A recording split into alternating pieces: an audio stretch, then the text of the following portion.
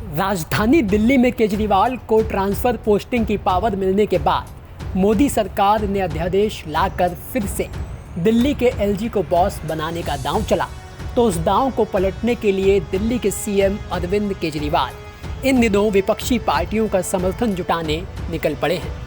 इस कड़ी में केजरीवाल को अब तक शरद पवार, ममता बनर्जी, स्टालिन और केसीआर जैसे बड़े नेताओं का समर्थन मिल चुका है, लेकिन केजरीवाल के लिए अब तक अध्यादेश पर कांग्रेस की तरफ से समर्थन ना मिलना परेशानी का सबब बना हुआ है।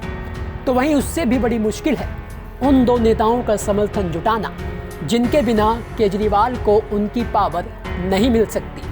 तो कौन है वो दो नेता, क्या है राज्यसभा का नंबर गेम, चलिए समझाते हैं आपको इस रिपोर्ट में।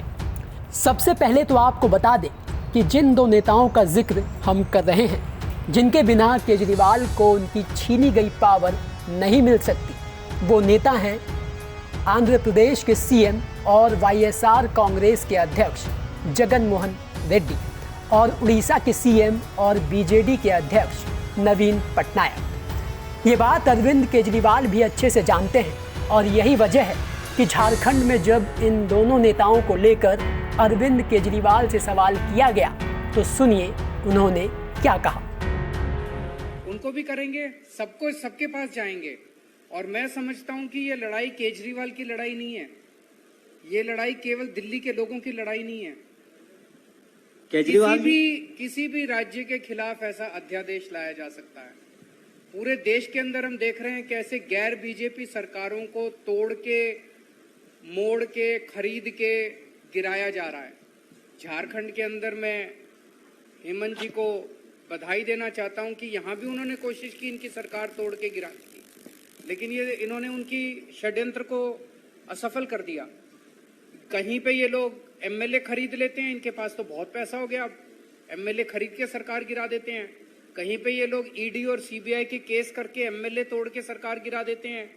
दिल्ली में ना हमारे एमएलए बिके, ना हमारे एमएलए टूटे, तो वहां पे फिर ये ऑर्डिनेंस लाके हमारे को काम नहीं करने दे रहे। ये पूरे देश के अंदर जो चल रहा है ये अच्छा नहीं चल रहा। नहीं, ये किसी के भी साथ हो सकता है। जो लड़ाई है वहां पे वाईएसआर के पास 13 सीटें हैं और 9 सीटें बीजू जनता दल के पास है। दोनों एनडीए के साथ बराबर रहे हैं। वो लोग हर एक मुद्दे पे वहां समर्थन करते हैं। कैसे आपको समर्थन देंगे? 9 है, 13 नहीं है। उसके पास, उनके पास भी 9 है, उनके पास भी 9 है।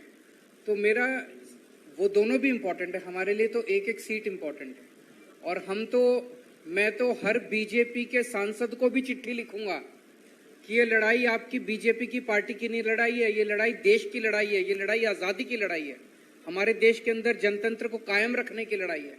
और मेरा दिल कहता है ये बिल पास नहीं हो सकता संसद से। यानी नवीन पटनायक और जगन मोहन रेड्डी की पार्टी ही तय करेगी कि दिल्ली के बॉस की कुर्सी अरविंद केजरीवाल को मिलेगी या फिर ये ताकत एलजी के पास चली जाएगी। वो कैसे, इसके लिए आपको राज्यसभा का नंबर गेम समझाते हैं।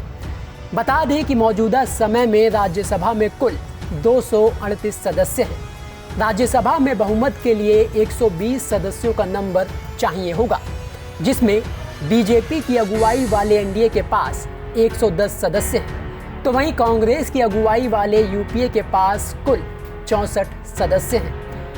तो वहीं ऐसे दल जो ना एनडीए में हैं और ना यूपीए में, उनके पास कुल 64 सदस्य हैं, जिसमें ममता बनर्जी की पार्टी टीएमसी के पास 12 सदस्य, खुद आम आदमी पार्टी के 10 सदस्य, तो वहीं नवीन पटनायक की पार्टी बीजेडी के पास 9, जगन मोहन रेड्डी की पार्टी वाईएसआर कांग्रेस के पास 9, केसीआर की पार्टी बीआरएस के पास 7, लेफ्ट के पास 7, अखिलेश यादव की समाजवादी पार्टी के 3, मायावती की बहुजन समाज पार्टी का 1 और देवेगौड़ा की पार्टी जेडीएस के पास 1 सदस्य हैं। और इसके अलावा बाकी अन्य छोटे दलों की पार्टियों के मिलाकर कुल 5 सदस्य हैं। अब अरविंद केजरीवाल अब तक यूपीए में कांग्रेस को छोड़कर लगभग सभी पार्टियों का समर्थन जुटा चुके हैं। तो वहीं कयास ये लगाए जा रहे हैं कि आज नहीं तो कल कांग्रेस इस अध्यादेश पर अरविंद केजरीवाल को अपना समर्थन दे देगी। इसके अलावा गैर एनडीए और यूपीए दलों में से अरविंद केजरीवाल अब तक ममता बनर्जी की पार्टी टीएमसी, केसीआर की पार्टी बीआरएस लेफ्ट का समर्थन जुटा चुके हैं। इसके अलावा बाकी अन्य दल जैसे सपा, बसपा और जेडीएस का भी समर्थन मिलना केजरीवाल के लिए ज़्यादा मुश्किल नहीं है। मुश्किल है तो बस बीजेडी और वाईएसआर कांग्रेस का समर्थन मिलना, जिनके कुल मिलाकर 18 सदस्य हैं। और ऐसा हम इसलिए कह रहे हैं क्योंकि 2014 से लेकर अब तक बीजेडी और वाईएसआर का रुख बीजेपी की तरफ रहा है। राज्यसभा में कई ऐसे मौके आए जब देखा गया कि ये दोनों दल मोदी सरकार के समर्थन में खड़े रहे या फिर सदन से वॉकआउट कर गए। मसलन 3 तलाक, जम्मू कश्मीर से अनुच्छेद 370 खत्म करना और नागरिकता कानून जैसे कई अहम मौक़ों पर इन दोनों दलों ने मतदान में हिस्सा नहीं लिया। ऐसे में इन दोनों दलों के वॉकआउट करने से राज्यसभा में नंबर गेम कम हो जाता है और बीजेपी आसानी से किसी भी बिल को पास करा लेती है।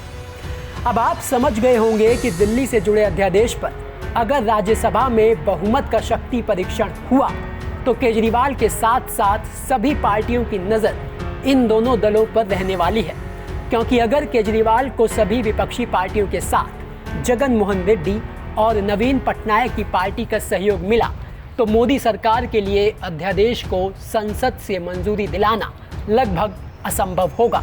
इसके उलट अगर इन दोनों दलों ने सदन में मतदान के दौरान वॉकआउट किया तो इसका सीधा फायदा बीजेपी को मिलेगा।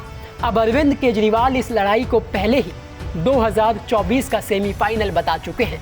वो ये कह चुके हैं कि अगर ये बिल गिरा तो समझो 2024 में मोदी सरकार नहीं आएगी। ऐसे में ये अध्यादेश काफ़ी धुंधली तस्वीरों को साफ करने वाला है और उससे भी अहम राजधानी दिल्ली का बॉस कौन होगा ये भी तय करने वाला है, जिसके लिए ज़रूरी है केजरीवाल को जगन मोहन रेड्डी और नवीन पटनायक का समर्थन मिलना, क्योंकि ये माना जा रहा है कि बेशक कांग्रेस ने अब तक केजरीवाल को समर्थन ना दिया हो, लेकिन नीतीश कुमार और शरद पवार जैसे बड़े नेता इशारों में कांग्रेस को मनाने की बात कह चुके हैं।